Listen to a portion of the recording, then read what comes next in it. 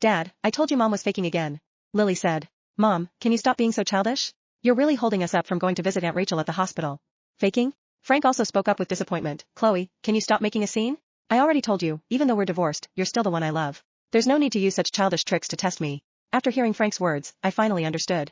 The pain-blocking medication I had taken would suppress all symptoms for these 3 days. During this time, I would look like a normal, healthy person. But the side effects were severe. After 3 days, I would die from organ failure. It seemed the medication was working quite well. I forced myself to stand up. It's probably just low blood sugar. I'm fine. I'll go to the hospital with you. There are some transfer documents Rachel still needs to sign. Frank nodded. There was no surprise on his face. My parents must have told him in advance. At the hospital, Rachel was watching TV in her room. Chloe, you're here. Rachel's face was still very pale, but her spirits seemed much better. However, I didn't miss the smugness and arrogance in her eyes. Chloe, thank you for trusting me to manage your businesses. Don't worry, I won't let you down. That's right, Chloe. With Rachel managing your stores and company, you can stay home and collect dividends every day. How nice. Mom said with a smile. I took out the remaining documents from my bag. In that case, I'll let her manage all my assets too. That way I won't have to worry about anything in the future. Everyone in the room froze. Chloe, are you serious? You want to give Rachel all your assets? Frank grabbed my arm, his eyes full of shock. This time it was my turn to be confused. In the past, they had always sided with Rachel. Whatever Rachel wanted, they gave her. If I refused, they would berate me endlessly. How come now that I was giving Rachel everything, they suddenly didn't understand? Dad was the first to recover. His eyes were full of approval. This child has finally come to her senses. Our efforts in raising you weren't wasted. Chloe, it's good that you've learned to accept your sister now, Mom added. From now on, you two can live well together. Even when we're old, we can rest easy. Rest easy? Dad, Mom, you've been fooled by Rachel's act for too many years.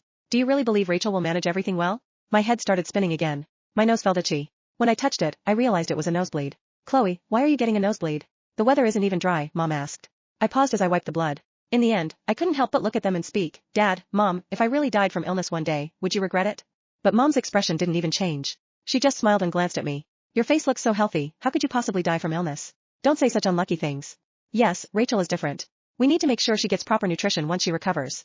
Dad said, looking at Rachel with concern. I agree. Lily chimed in. Mom looks so healthy. Aunt Rachel is the one we're most worried about. The last glimmer of hope in my heart disappeared completely. I had nothing left to look forward to. I lowered my head to look at Lily and smiled as I spoke. Lily, didn't you always want Rachel to be your real mom? I agree now. Rachel is your mom now. Why don't you call her Mom? Lily's eyes lit up with joy. Really? I smiled faintly. After you call her Mom, you can always eat the food she cooks and have her accompany you from now on. Isn't that what you've always wished for? Are you happy? Lily jumped up excitedly. Yay! Mom is the best. Thank you, Mom. With that, Lily let go of my hand and hugged Rachel. My parents and Frank watched the scene with satisfaction. I turned to leave, taking one last look at them. My parents were playing with Lily alongside Rachel. Frank was watching with a smile. No one noticed me. I closed the door to the hospital room and left.